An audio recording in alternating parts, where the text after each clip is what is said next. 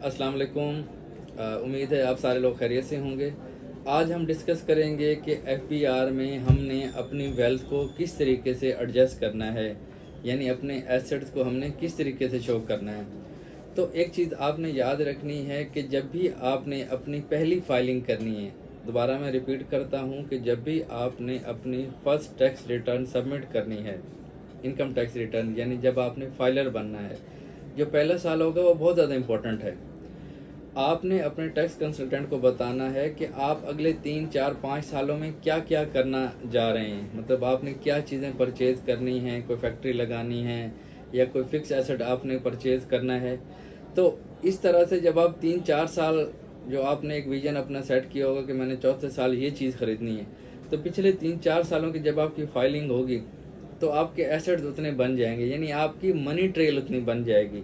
Money trail के हिसाब से आपने अपने एसेट्स डिक्लेयर करने हैं ताकि एफबीआर के पास जस्टिफिकेशन हो, आप एफबीआर को जस्टिफाई कर सकें कि ये सारे एसेट्स आपके अपने हैं, कोई फेक नहीं है, कोई डमी नहीं है। जब 3 4 सालों की 5 सालों की आप फाइलिंग करते हैं तो उससे आपकी जो वेल्थ है वो काफ़ी मैक्सिमाइज हो जाती है, एक बात।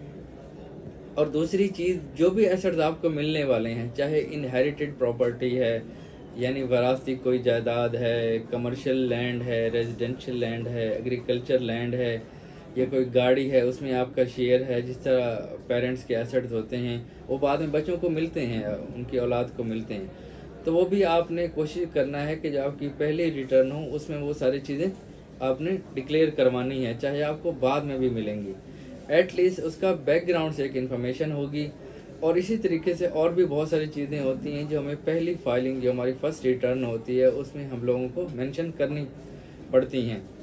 तो बहुत सारे लोग, बहुत सारे टैक्स कंसल्टेंट प्रॉपर इन्फॉर्मेशन नहीं लेते अपने क्लाइंट से, उनसे नहीं पूछते कि अगले 3 4 सालों में आप क्या करने जा रहे हैं, तो वो मिस्टेक्स कर लेते हैं या प्रॉपर फाइलिंग नहीं करते, जिसकी वजह से एफबीआर आपको पेनल्टीज़ लगाता है, आपको नोटिस करता है, आपके अकाउंट ब्लॉक होते हैं या अकाउंट से वो पैसे डिडक्ट कर लेता है, आपको बहुत सारे दीगर मसाइल का सामना करना पड़ सकता है। तो हमसे कोई भी आपने कंसल्टेंसी लेनी हो, हमारे नंबर नीचे मेंशन है।